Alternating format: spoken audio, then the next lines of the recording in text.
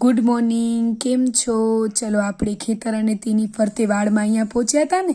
હવે જોશું બાજુની આકૃતિમાં દર્શાવ્યા પ્રમાણે રાકેશ, કિંજલ અને જતીન એક સરખી ઝડપે એક નિશ્ચિત બિંદુથી શરૂ કરે દોડે તો સૌથી પહેલું કોણ પહોંચશે અને કેમ? જો સૌથી પહેલું કોણ પહોંચશે તો કે રાકેશ, કારણ કે રાકેશ છે એ અંદરના વર્તુળમાં દોડે છે અને અંદરના વર્તુળની હદ એ બહારના વર્તુળ કરતાં નાની હોય એટલે રાકેશ ઝડપથી પહોંચશે.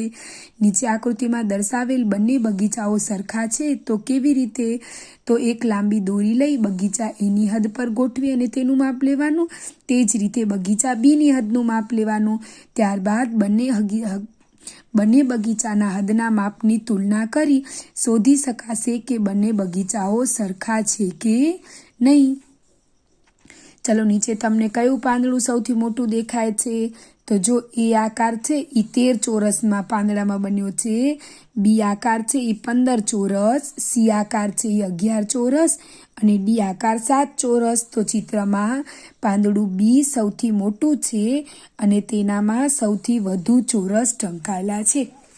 નીચે આપેલા ચિત્રમાં સૌથી નાનું પાંદડું કયું છે? તો આનામાં 25 ચોરસ છે, આનામાં 14 ચોરસ છે, આનામાં 22 અને આનામાં 19.